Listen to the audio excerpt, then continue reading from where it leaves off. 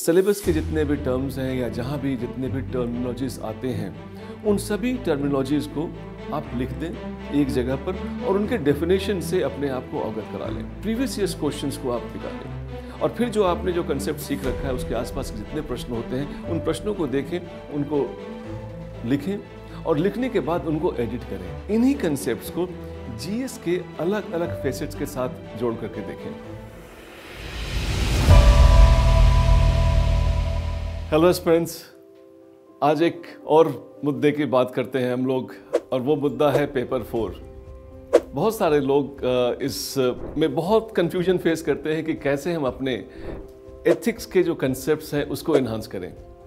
तो आज की चर्चा में हम ये बात करने वाले हैं कि किस प्रकार से स्टेप वाइज मैं बताने वाला हूँ कि कैसे हम अपने एथिक्स के अलग अलग जो कंसेप्ट्स हैं उसको कैसे इन्हांस कर लें, कैसे उसको आत्मसात कर लें ताकि उनका इस्तेमाल बेहतर हो और हमारा जो स्कोर आता है एथिक्स में वो भी बेहतर हो। एथिक्स आप जानते हैं कि इसमें जो फैक्ट्स नॉर्मली आप किसी पेपर 3 के आंसर्स में लिख सकते हैं, पेपर 2 के आंसर्स में लिख सकते हैं, पेपर 1 के आंसर्स में या 3 के आंसर्स में लिख सकते हैं, वो शायद यहाँ पे उस रूप में नहीं चलता है। थिंग्स बड़े संभवतः एब्स्ट्रैक्ट हैं, थिंग्स बड़े फ्लूइड हैं और इसमें अगर मैं आपको सही बताऊं तो you are tested in the whole range of your existence, and this part of the syllabus, I must tell you, is your own celebration. This part of the syllabus celebrates you.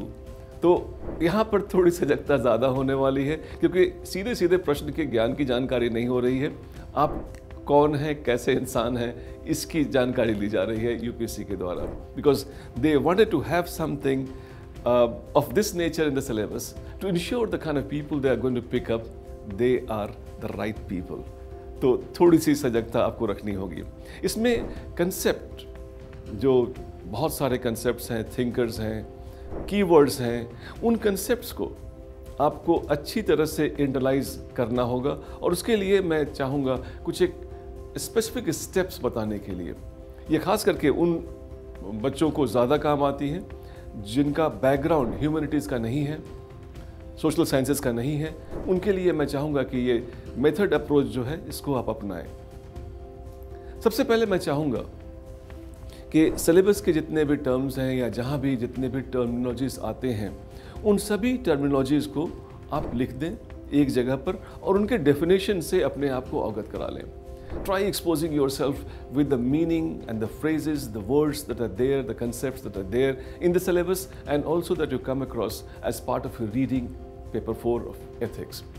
एक बार उससे आपको अवगत कर दें, उनका literal meaning समझ गए हैं आप, तो मेरे ख्याल में आपको एक मोटे तौर पर वो कंसेप्ट क्या है, ब्रॉडली क्या है, उसकी समझ आ जाती है। सेकेंड लेवल पर मैं चाहूँगा इसमें आप क्या करें कि उस कंसेप्ट को आप थिंकर से जोड़ें।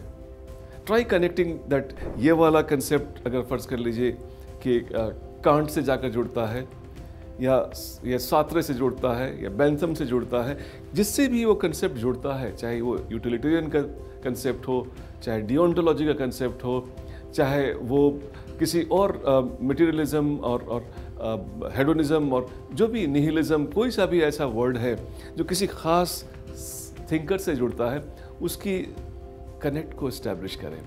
पहले मैं बताऊं, पहले आपने कंसेप्ट का मतलब सीख लिया, दूसरा उसके बाद उसके थिंकर से उसको जोड़ दें। द थर्ड लेयर पे जो आपको मैं चाहूँगा उसको यूज़ करें, उसी कंसेप्ट को उसी थिंकर के साथ उसको आप मल्टीपल एग्जाम्पल के साथ जोड़ करके देखें कि हाँ, अगर कहीं करप्शन हो रहा है तो कैसे होगा, कहीं फ़र्ज़ कर लीजिए कोई कार्यक्रम चल रहा है तो उससे कैसे होगा। उसको try connecting it with the real world examples. जितने आप रियल वर्ल्ड एग्जाम्पल से आप जोड़ पाएंगे, रियल लाइफ एग्जाम्पल से जोड़ पाएंगे, आपकी समझ उन मुद्दों की और बेहतर होती जाएगी। So that was the third level जो मैं चाहता था कि आप करें। और उसके बाद मैं चाहूँगा कि एक रिलेटिव एस्टैब्लिशमेंट का प्रयास करें। That's fourth layer that I am talking about. Relative establishment का मतलब क्या होता है कि उसको दूसरे कंसेप्ट्स जो उससे लगभग मिलते जुलते हों या उससे अलग होते हों या उसके बिल्कुल विपरीत होते हों, तो उन कंसेप्ट्स के रिलेशनशिप में आप इनको जोड़ना शुरू कीजिए। अब जो आपने समझ रखा है इस कंसेप्ट को, आपकी समझ या फिर जो क्रिस्टलाइजेशन जो मैं कहता हूँ, आपके विचार रवाकृत हो चुके हैं इस विषय पर, मैं चाहूँगा कि आप किसी को वो समझा दें। This is a very important requirement for having a better understanding of the ethical concept और कंसेप्ट्स ऑफ एथिक्स। मैं चाहूँगा कि प्रीवियस ईयर्स क्वेश्चंस को आप निकालें और फिर जो आपने जो कंसेप्ट सीख रखा है उसके आसपास के जितने प्रश्न होते हैं उन प्रश्नों को देखें, उनको लिखें और लिखने के बाद उनको एडिट करें। खुद से जब आप एडिट कर रहे होते हैं अपने लिखे हुए आंसर्स को, मेरे विचार से आपके अंदर और स्पष्टता बढ़ती चली जाती है। Please don't jump this steps. जो मैं आपको स्टेप्स बता रहा हूँ, इन स्टेप को इसी स्टेप के फॉर्म में करें, क्योंकि जो मेरा अनुभव है कुछ ऐसे लोगों के साथ जिनके एथिक्स में बहुत मार्क्स आए हैं, उनके आज भी वो ऐसे मार्क्स हैं जो कंट्री में हाईएस्ट हैं, एंड ये मैं उनके देखे हुए, उनके द्वारा इस्तेमाल किए हुए प्रोसेस को आप तक पहुंचा रहा हूं। तो I would like you to basically follow this steps as I am requesting you to follow, and आप 2-4 चीज़ों के लिए करके देख लें। आई एम श्योर आपको रियलाइज़ हो जाएगा कि ये काम करता है। इसके अलावा मैं चाहता हूँ कि अब जो नेक्स्ट लेवल पर लेकर चले जाएं, इन्हीं कंसेप्ट्स को जीएस के अलग अलग फेसेट्स के साथ जोड़ करके देखें।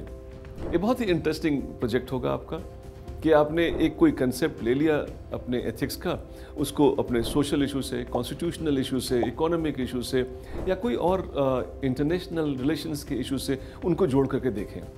इससे आपके जीएस के प्रिपरेशन में एक नया आयाम मिलेगा और ये कंसेप्ट्स कैसे फील्ड में ऑपरेट होती हैं वो आपको पता लगेगी। इसके अलावा मैं और रिकमेंड करना चाहूँगा कि किसी अनुभवी व्यक्ति से, चाहे आप जहाँ कोचिंग कर रहे हैं या कोई फैकल्टीज़ हैं या आपके मेंटर हैं, उनसे ज़रूर बात करें। एक बार जब ये सारी प्रक्रियाएं पूरी हो जाएं तो इसको छोड़े नहीं, क्योंकि जब आप इसको छोड़ देते हैं तो आसपास के कंसेप्ट्स एक दूसरे में मिलने लगते हैं। ये मैंने किसी स्टूडेंट को कहते हुए सुना था कि सर, जब मैं पढ़ता हूँ ये प्रोसेस फॉलो किया था, उस समय तो ठीक था, लेकिन अगर हमने 10 दिन 15 दिन या 1 महीने उसको नहीं टच किया तो ये कंसेप्ट आपस में जुड़ने लगते हैं, क्योंकि ये कंसेप्ट आपस में बहुत करीब हैं, जुड़ना उनका लाजमी है। तो मैं चाहूँगा कि इन कंसेप्ट्स को आप क्रिस्टलाइज करने के लिए, उनकी स्पष्टता लाने के लिए, you try keep tossing them in your mind, try teaching them, try writing answers on a regular basis, ताकि वो एग्ज़ाम तक जिस रूप के हैं उसी रूप में आपके दिमाग में रहें। इसके अलावा एक और भी खूबसूरत चीज़ आप कर सकते हैं, करंट अफेयर्स से, सरकार की नीतियों से, प्रोग्राम से, इनसे जोड़ करके देखें अपने एथिक्स के कंसेप्ट्स को।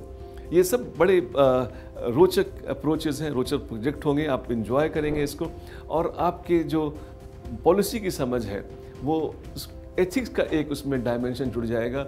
ना वो पॉलिसी आप बेटर समझ पाएंगे, पॉलिसी के समझने के साथ साथ आपके जो conceptual clarity of the concepts of the ethics है वो और बेटर हो जाएगी।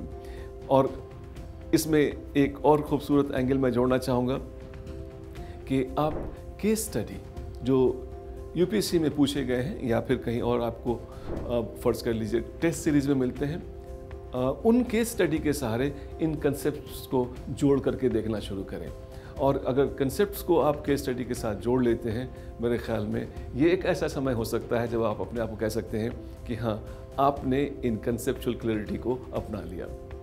In fact if I can just sum it up, आप अगर सीधा अप्रोच करें एथिक्स के पेपर को और उनको साइलोस में पढ़ना शुरू करें, अलग अलग पढ़ें, तो कठिनाई ज़्यादा होगी, स्पष्टता नहीं रहेगी। जो एक अप्रोच मैंने बताया आपको, स्टेप नंबर 1, 2, 3, 4, ऐसे अगर ये स्टेप्स के सहारे चलते हैं, आई एम श्योर एथिक्स या पेपर 4 आपका संभवतः most enjoyable part of your total preparation होगा। क्योंकि मैं दोबारा बोलता हूँ आपको, you are not being tested for your knowledge, you are tested for your whole range of existence, and that's the beauty of this paper, and it celebrates one person, and that's you. हमारी शुभकामनाएं हमेशा की तरह आपके साथ हैं। All the best.